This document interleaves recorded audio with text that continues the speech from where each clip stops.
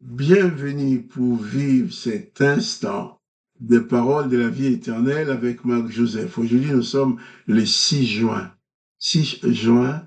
2025. Et je suis là pour te rappeler que ce jour du 6 juin est aussi pour toi un jour de grâce. Si tu crois en Jésus-Christ, je ne parle pas de la religion. Jésus-Christ n'est pas une religion. Jésus-Christ est le Sauveur que Dieu le Père a envoyé pour nous révéler son existence et nous permettre d'échapper à cette condamnation, d'exclusion à la vie éternelle que l'Éternel désormais avait mis sur les hommes. Jésus-Christ est le promoteur de la grâce.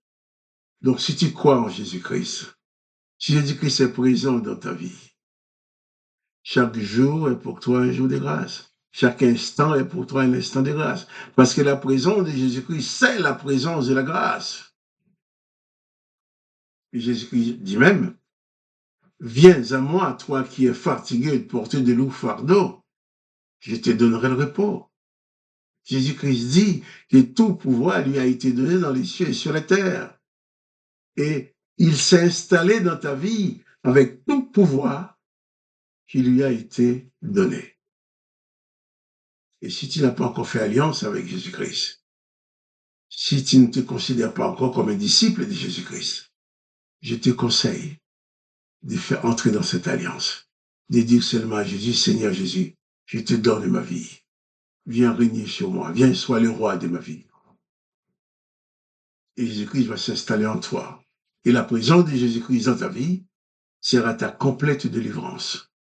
Quoi qu'il puisse arriver, Jésus-Christ saura te garder. Et il te donnera pouvoir sur les démons et le mauvais esprit. Je reviens à ces pharisiens qui, en pleine connaissance, en connaissance des causes, disent Jésus ne peut pas avoir chassé ces démons par autre chose que le prince des démons. Pourquoi? Comme j'ai dit tout à l'heure, ils n'ont jamais vu un endroit dans l'Ancien Testament où l'Éternel a donné à un homme quelconque le moindre pouvoir sur les démons.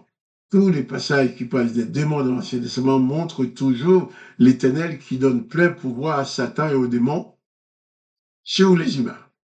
Alors, avec raison, les gens disent, eh bien, jamais de pareilles choses ne se vit en Israël. Jamais pareille chose ne se vit en Israël, un homme qui chasse les démons. Les démons ayant été chassés, le muet parla et la foule étonnée disait, jamais pareille chose ne se vit en Israël. Mais les pharisiens vont dire autre chose. C'est pas les princes des démons. Jésus a chassé les démons. Dans leur ignorance, ils ne savent pas ce qui se passe. Au verset 35, Jésus parcourait toutes les villes et les villages, enseignant dans les synagogues, prêchant la bonne nouvelle du royaume et guérissant toute maladie et toute infirmité. Je reviens à ces pharisiens pour dire que ce n'était pas forcément la malhonnêteté de leur part, mais c'est parce que ça n'avait jamais existé en Israël, car même les gens qui n'étaient pas des pharisiens disent jamais de pareilles choses. C'est vie en Israël.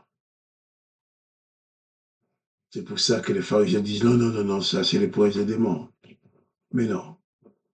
Dieu, le Père de Jésus-Christ, n'a aucune collaboration avec les princes des démons. Jésus-Christ n'a aucune collaboration avec les princes des démons. Jésus-Christ donne pouvoir et autorité à ses disciples pour chasser les démons, pour libérer les hommes et les femmes qui sont tourmentés par des puissances démoniaques. Et au verset 35, il nous dit que Jésus parcourait toutes les villes et les villages, enseignant dans les synagogues, prêchant la bonne nouvelle du royaume et guérissant toute maladie et toute infirmité. Là, on nous parle de Jésus qui, malgré les pharisiens qui disent qu'ils chassent les démons par les princes des démons, Jésus savait que ce n'était pas de leur faute. D'ailleurs, en mourant sur la croix, Jésus a bien dit, Père, pardonne-leur, car ils ne savent ce qu'ils font.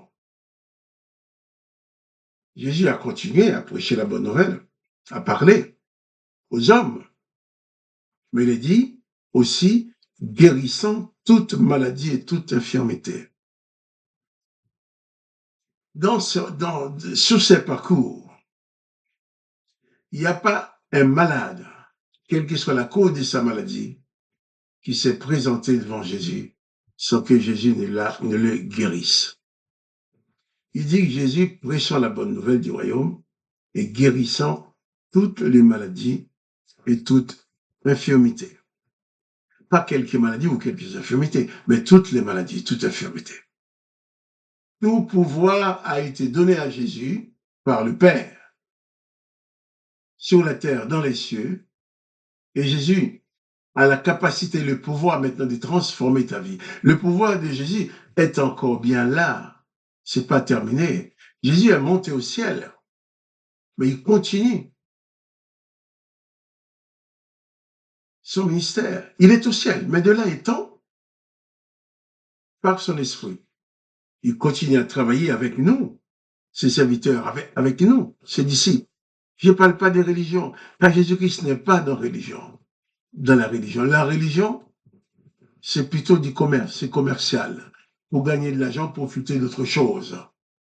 Mais Jésus-Christ, lui, c'est la lumière, c'est la vérité, c'est le salut. Je t'invite pas à t'enrôler dans une religion. Je t'invite seulement à recevoir Jésus-Christ dans ton cœur. Oui, dis Seigneur Jésus, je veux que tu viennes dans ma vie, que désormais tu sois le maître exclusif de ma vie, que tu conduises ma vie. Je t'invite à entrer dans cette alliance avec Jésus-Christ, afin que chaque jour soit pour toi un jour de grâce, un jour de bénédiction, et que tu puisses, comme Jésus-Christ, avoir le pouvoir de chasser les démons, le pouvoir de guérir les malades, le pouvoir d'imposer les mains aux malades et qu'ils soient guéris, le pouvoir de publier partout où tu passes les paroles de l'évangile de Jésus-Christ, les paroles de la vie éternelle. Et tu sois toi-même un instrument entre les mains de Jésus-Christ pour répandre son témoignage dans le monde. Ceux qui veulent pas croire Jésus, on dit qu'il chasse les démons par les princes des démons. Mais ceux qui l'ont cru, qui l'ont connu, tels que les fils des Zébédée, je crois, ceux qui l'ont connu savent bien que Jésus détient tous les pouvoirs pour accomplir toutes sortes de miracles. Alors il l'a fait. Les pharisiens se trouvent dans l'incompréhension totale, en disant c'est pas possible, puisque l'Éternel des armées n'a jamais donné aux humains pouvoir sur Satan et les démons. Si lui il les fait, c'est pas les princes des démons. Et Jésus m'a dit, Père, pardonne-leur, car ils ne savent ce qu'ils font. Comprenons bien, si tu as Jésus-Christ dans ta vie, tu as sa lumière, tu as sa paix, tu as sa joie, tu as sa puissance qui te protège. Si tu as Jésus-Christ dans ta vie, tu ne dois plus te plonger dans la panique à cause des événements, parce que Jésus-Christ avec toi est gage de ta victoire. Que le nom de notre Sauveur Jésus-Christ soit glorifié. Que le nom de Dieu le Père soit glorifié et que toi, tu sois richement béni par la présence de Jésus-Christ dans ta vie. Quant à moi, Marc-Joseph, je te dis, pas de panique et à bientôt pour une nouvelle séquence de paroles de la vie éternelle. Mais surtout, pas de panique, car Jésus-Christ est avec toi. Il ne permettra jamais que tu t'écroules. Il ne permettra jamais que tu sois vaincu. Alors, à demain pour les paroles de la vie éternelle.